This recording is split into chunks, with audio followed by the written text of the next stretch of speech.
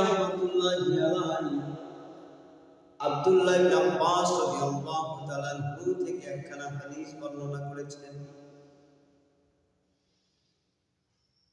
আব্বাস রাদিয়াল্লাহু তাআলা আনহু এই হাদিসখানা ইমাম আসকালানি রাহমাতুল্লাহি আলাইহির কিতাব, ওনার কিতাবের ভিতরে এই হাদিসখানা তিনি রওয়ায়াত করেছেন। ইমাম আসকালানি রাহমাতুল্লাহি আলাইহি ফাতহুল বারী নবম খণ্ডের ভিতরে এই হাদিসখানা তিনি বর্ণনা করেছেন। ইমাম বদরুদ্দিন আইনি রাহমাতুল্লাহি আলাইহি উল্লাহুল কারীম শরহে বুখারী দ্বিতীয় খণ্ডের 229 নম্বর পৃষ্ঠাতে তিনি হাদিসখানা বর্ণনা করেছেন। হযরত ইমাম আসকালানি রাহমাতুল্লাহি আলাইহি মাওয়াহিবুল লাদুনিয়ার কিতাবের ভিতরে তিনি হাদিসখানা বর্ণনা করেছেন। হযরত আব্বাস রাদিয়াল্লাহু তাআলা আনহু বর্ণনা করেন, আব্বাস রাদিয়াল্লাহু তাআলা আনহু বলেন, আবু লাহাব ইন্তেকালের 1 বছর পরে আমি স্বপ্নে দেখলাম আবু লাহাবের সাথে আমার দেখা হলো। আবু লাহাবকে জিজ্ঞাসা করলাম, আবু লাহাব ভাইজান, তোমার কি অবস্থা? আবু লাহাব বলল, আমার অবস্থা মোটেও ভালো না, আমার অবস্থা খুবই খারাপ। তোমাদের কাছ থেকে চলে আসার পর থেকে আমার অবস্থা খুব খারাপ হয়ে গেছে ভাই।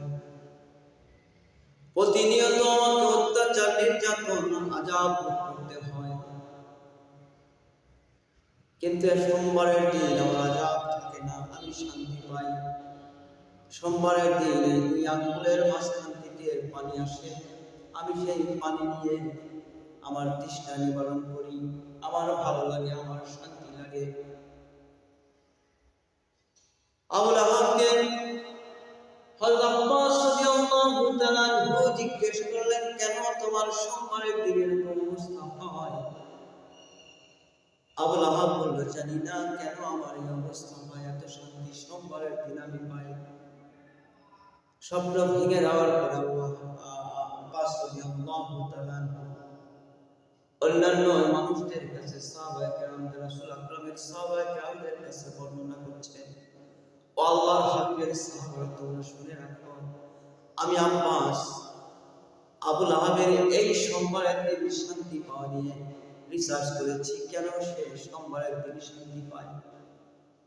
আমি আব্বাস গবেষণা করে এটা উপনীত হয়েছি যে আমি একটা ঘটনা আবু লাহাবের জানি। রাসূলে মুস্তাফা যেদিন মিলাদ হলো, মিলাদ মাউলিদ শরীফ হলো, আবু লাহাবের দাসী সুয়াইবা এই খবরটা আবু লাহাবের কাছে এসে পৌঁছে দিল, আপনার চাচা, আপনার ভাতিজা হয়েছে, খুব ফুটফুটে একটা সুন্দর চেহারার একটা ভাতিজা আপনার হয়েছে। আবু লাহাব তৎক্ষণাৎ দাসী সুয়াইবাকে 2 আঙ্গুল দিয়ে তুমি আজ থেকে মুক্ত ঘোষণা করে দিয়েছে। রাসূলে মুস্তাফার মিলাদ শরীফে, মাউলুদ শরীফে খুশি হয়ে কাট্টা কাফের আবু লাহাব তার দাসীকে মুক্ত করে দেওয়ার কারণে নবী হিসেবে না, ভাতিজা হিসেবে খুশি হয়েছিল ওই আবু লাহাব। আল্লাহ সুবহানাহু ওয়া তাআলা রাসূল আকরামের কারণে সে মুমিন হোক আর কাফের হোক, বেদিন হোক আর মুনাফিক হোক, আল্লাহ সুবহানাহু ওয়া তাআলার হাবিবকে যে অন্তর থেকে ভালোবাসবে, আমার আল্লাহ প্রতিদান হিসেবে কিছু না কিছু তাকে দান করে দিবেন। আবু লাহাব যখন দাসী সুয়াইবাকে মুক্ত করে দেওয়ার কারণে ওই আল্লাহ খুশি হয়ে গেছে। ওই আল্লাহ খুশি হওয়াতে আবু লাহাব কাফের হয়ে মরার পরে সোমবারের দিনে বারজাখের জগতে সে শান্তি অনুভব করে। আব্দুল হক মুহাদ্দিস দেওবন্দি রাহমাতুল্লাহি আলাইহি,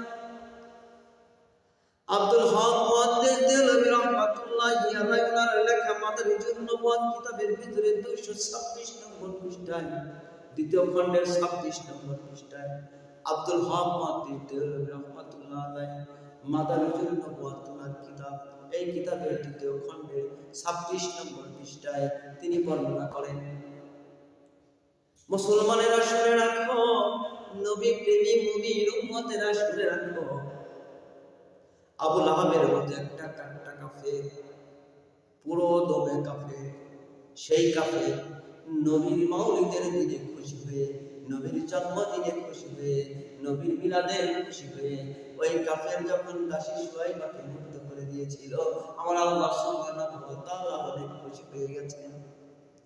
সোমবারের দিন আবু লাহাবের কোনো কষ্ট হয় না, যেহেতু সোমবারের দিন নবী মুস্তাফা জন্মগ্রহণ করেছেন, এই পৃথিবীতে এসেছে।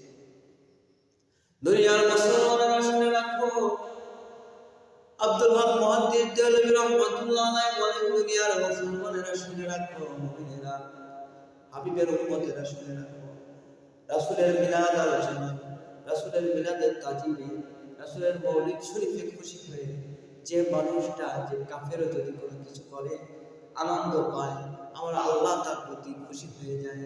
কোন মুমিন যদি রাসূলের মুস্তাফার মৌলিদে আনন্দিত হয়, কোন অনুষ্ঠান করে, মিলাদ মাহফিল পালন করে, খুশি হয়ে যায়, আনন্দিত হয়, ঈদের মতো খুশি হয়, তাহলে ওই মুসলমানের স্থান ওই আল্লাহ তাআলার দরবারে কত বড়।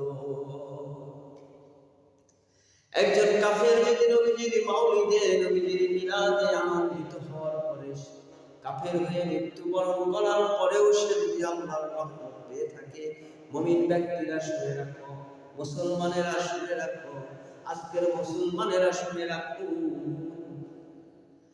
নবীর মিলাদ শরীফ যদি আপনারা পালন করেন, নবীর মাউলিদে যদি আপনারা খুশি হন, আল্লাহ সুবহানাহু ওয়া তাআলার কাছে আপনাদের মর্যাদা, আপনাদের মর্তবা অনেক অনেক বৃদ্ধি হয়ে যাবে।